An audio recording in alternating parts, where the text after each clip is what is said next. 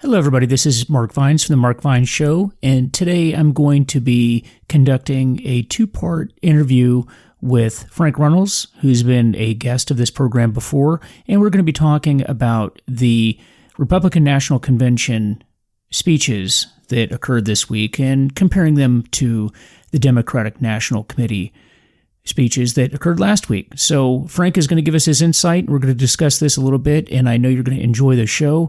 And folks, please, again, give us a like, give us a follow, and tell us what you think of the program, and please share this program with your friends. Look forward to seeing you soon. And again, this is going to be a two-part series.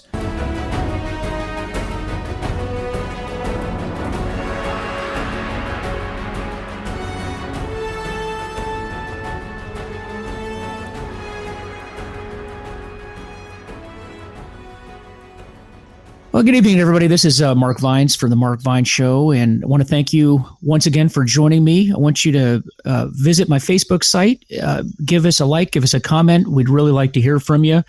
And also give us a follow on Podbean or whatever other source you're listening to this podcast on, because we really enjoy you being here, and we are just in a fight for our life for this country right now. And as you know, that we are under 80 days to the election, and this is going to be the election of my lifetime. I'm sure your lifetime as well. You know, and that's a phrase that's thrown out quite a bit, where we it seems like every election we say this is the election of our lifetime. But you want to know something?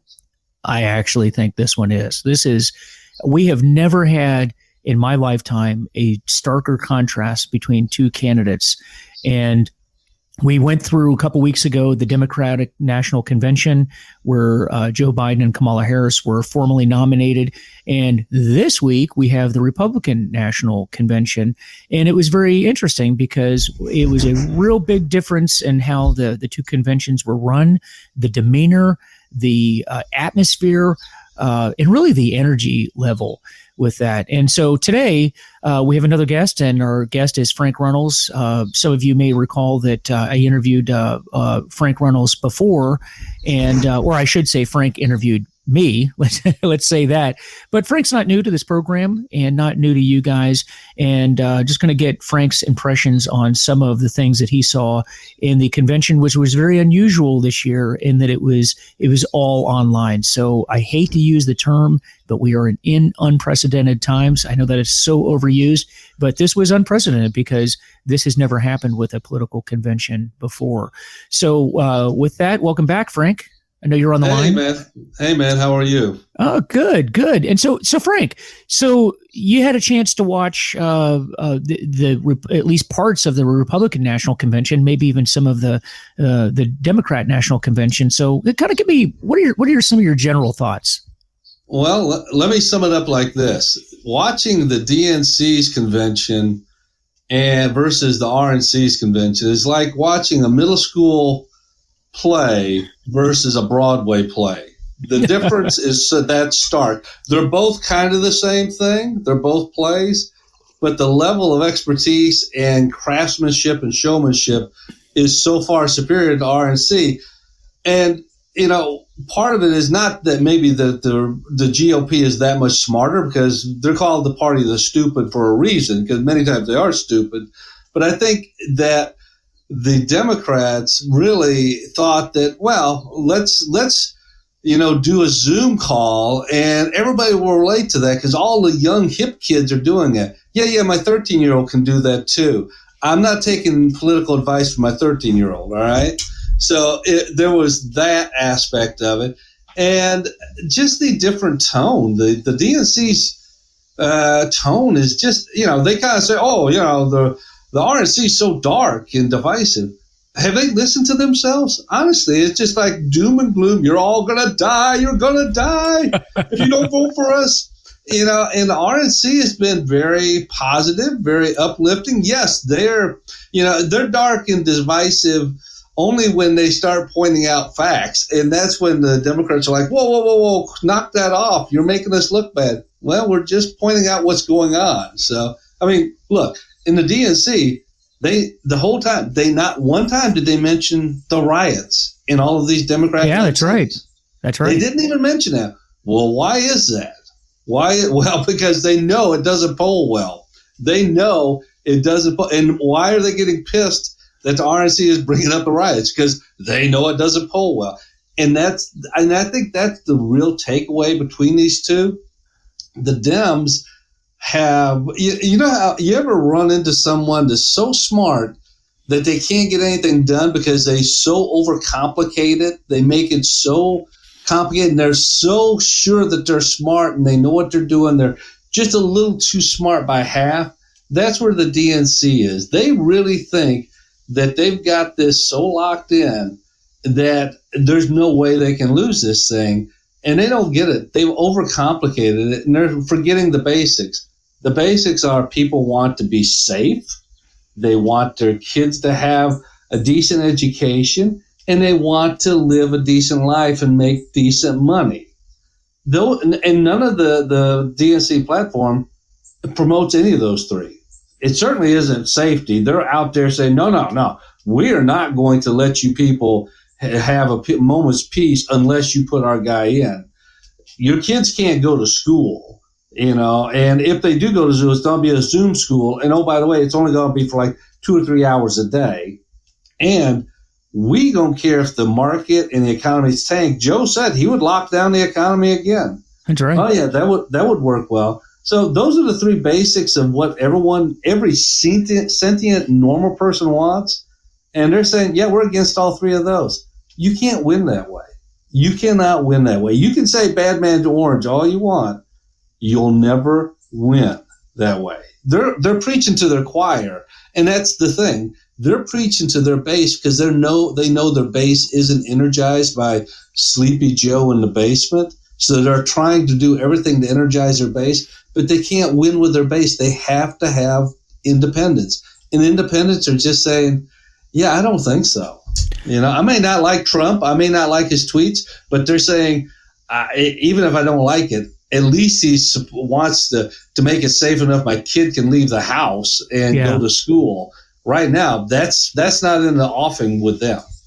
No, and did you not get the sense that really there's no one that's excited to vote for Biden? What they're excited about is that they're voting for someone other than Trump. I mean, do you not get that sense that there's really not a lot of energy for Biden himself? This is just, I'm voting for anyone that is not Trump. And if you're a Democrat, I understand that, but that's really not a way to run a campaign, is it? The basics of every successful campaign and election has been you're voting for something, not against something. Right. You can run against, the other candidate, but I defy someone to name me a successful candidacy, especially at the presidential level, where you want one running against somebody. They all win because they put forth a vision that people can get behind more than the other guy's vision. Right now, the DNC doesn't have a vision because they're so far cranked to the left and have such low enthusiasm for their candidate that they're just like, our go-to is we got to run against Trump. That just isn't going to work. I mean, yes, there are stupid people out there, and they are going for the stupid vote. That's the block that they're shooting for, and most of that is their base. Okay, or just people that are just complete ideologues, and it doesn't matter who it is. They're ideologically based. But you do have stupid people out there. When they're confronted with facts, they either shout you down or they just look at you like a cow just being led to slaughter, dumb with stupid, dumb, unknowing eyes. Like, what do you mean? So there are those guys out there. But something, most independents aren't that way. Most people aren't that way. And they know what they know. And they know this. The economy was a hell of a lot better for the first 2.5, 3 years of Trump than it was for 8 years under Obama. For them to say, oh, well, that was Obama did it, like no one is buying that. No, and I'll tell you, and that's the thing that concerns me. But before we talk about some of the convention speeches, one of the things that really concerns me about this and the whole pandemic, and I want to caveat this, and I want to couch this in, I don't want anybody to think that I'm not taking the pandemic seriously. I'm not doing that at all. I think we need to take it seriously, but I think we also need to be smart in how we deal with this. And The problem that I have is that now that we have, 4 or 5 months later, a lot more data than we had in March, that people aren't applying what they have learned and what they've discovered over time. And here's my issue. And I was thinking about this hard the other day. And I wanted to ask you about this before we talk about the convention. And that is this, that can anyone right now tell me what the end date, and what is the date, and how are we going to come to the conclusion that the date is that we're just going to move on and continue on with our economy and with our lives, because we just have to do this. And I'll tell you what, Frank, what prompted me to think about this is I read an article about Macron over in France, the president of France. And those of you that have never been to Europe or don't know anything about Europe, Europeans are really big on vacations. They take a lot of vacations over there. And the French take long vacations. They do. They take real long not investigations, but vacations. Now, the reason why this came up with Macron is because you have all these Europeans, and Europeans love to travel to other European countries, right? So they go around and they're on their holiday, is what they call it. And so all these people have gone on holiday, and then they came back, and then they saw this spike in the positive tests for the coronavirus. And so Macron's being asked about this by French reporters, and a reporter asks him, so are you going to are you going to shut down the economy again as a result of this? And Macron said, absolutely not. Absolutely not.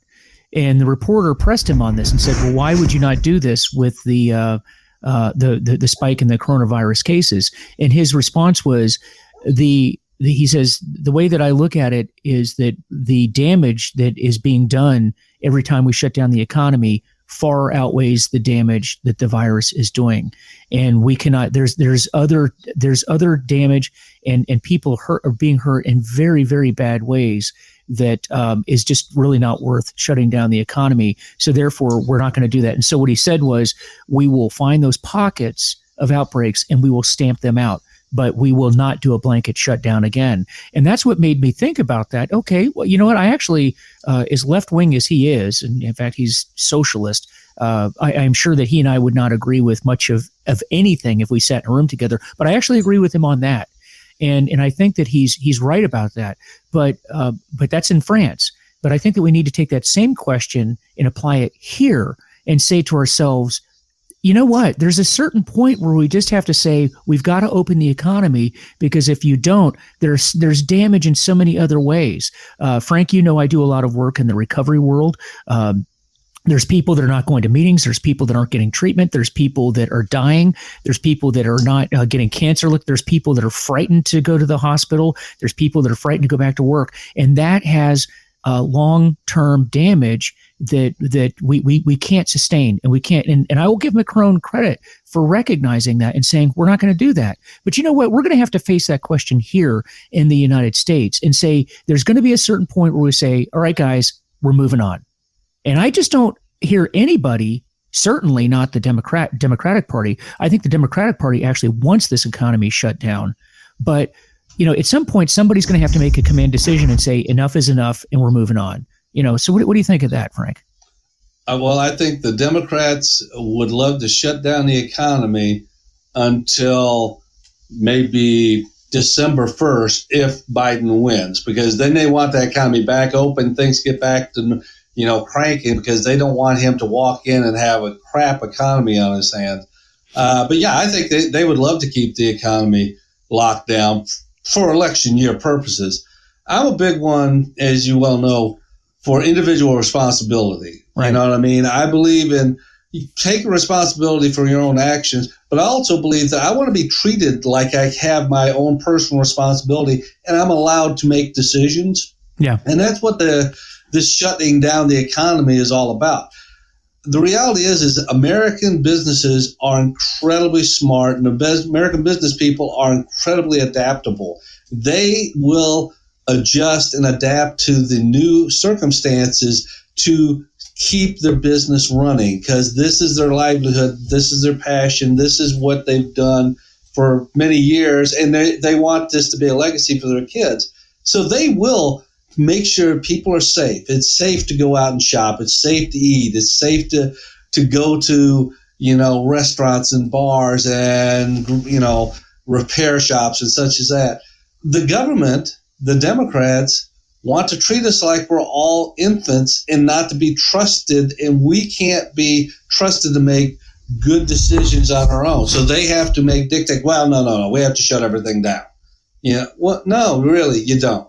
You don't. Because, oh, by the way, all of these great, brilliant bureaucrats that are making these decisions, you wouldn't, if you were a businessman, you wouldn't hire them to even, do the cleanup at the end of the day because, they do a crap job. That's true. So I really am not in a big hurry to listen to some bureaucrat that's never had to make payroll or has probably never worked for a hourly wage telling me or any other businessman how to run my business.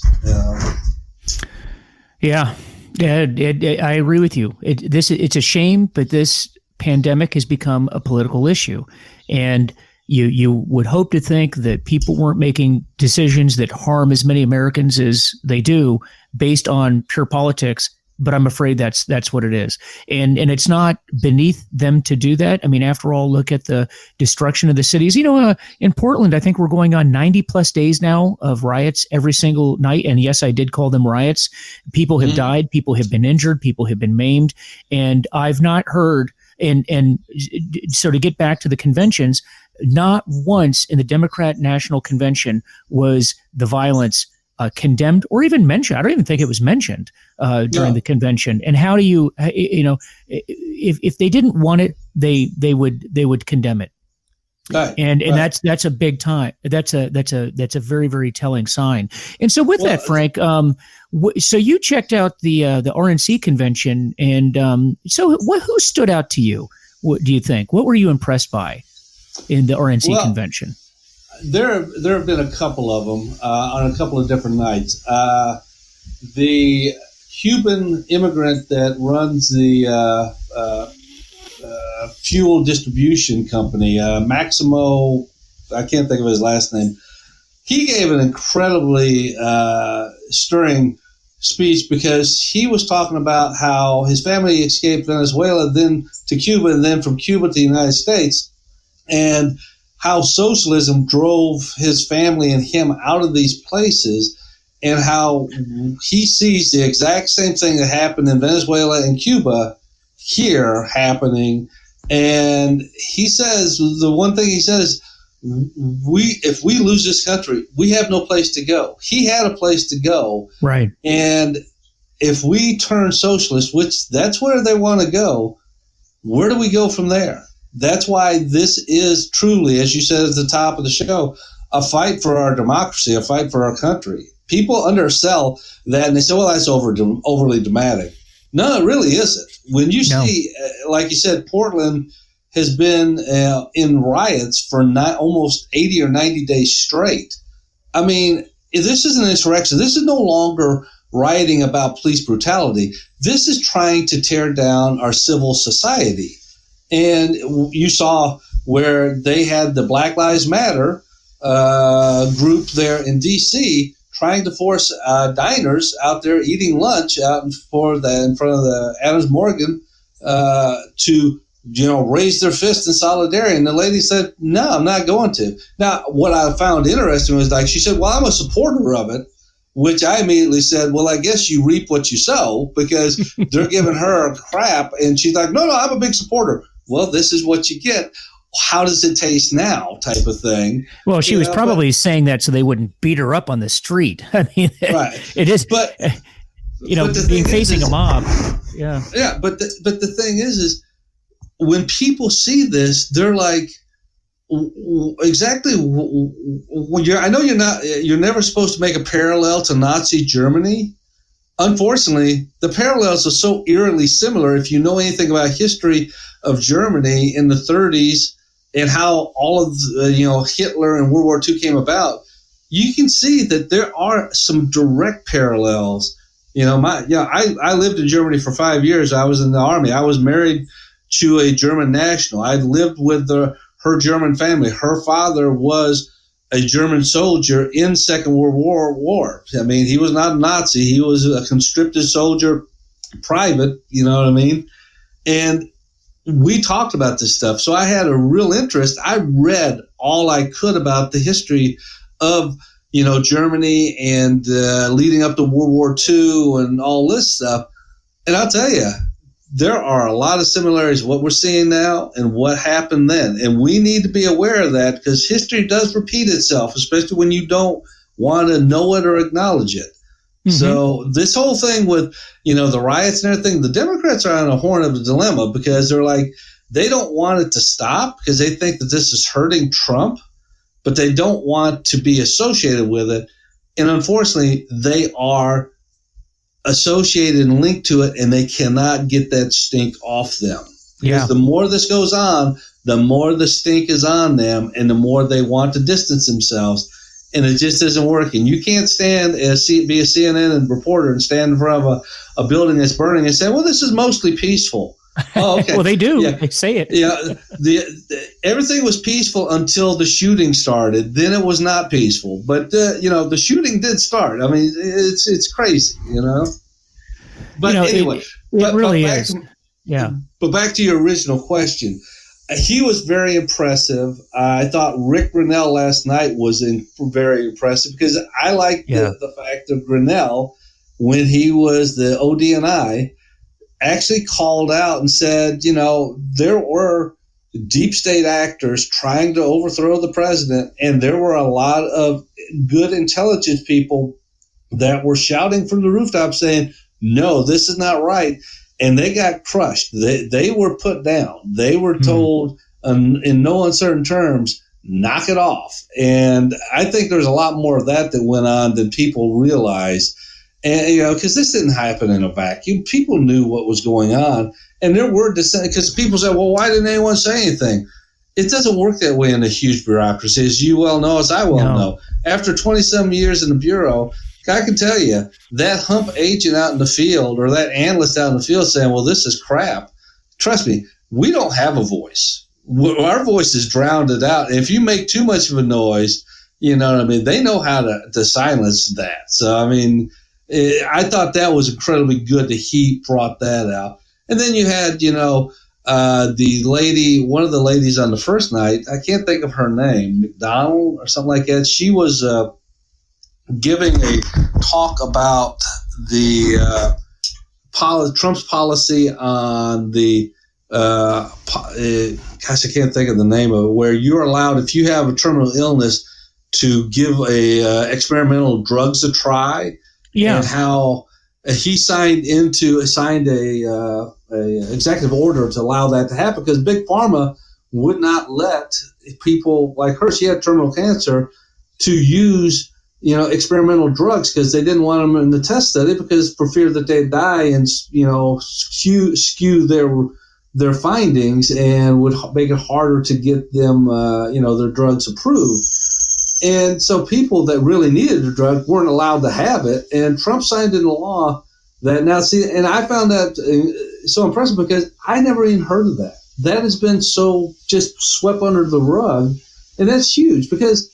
Honest to God, if you have a family member that has a terminal illness and there is a drug out there, experimental drug that might help them, if they get a terminal illness, what the hell? Why not let them try it? And Big Pharma and everybody's like, no. Trump fixed that because something? He actually cares. He actually sits down and thinks about this and gives a crap about people. Well, and Frank, what's interesting about this, I don't know if you've heard these reports, but a lot of news agencies are not even they're not even playing these segments that you're talking about. They're not even showing them. In fact, Rick Grinnell, you talked about Rick Grinnell. There were stations that did not even show his speech because they don't want to give Trump credit for anything.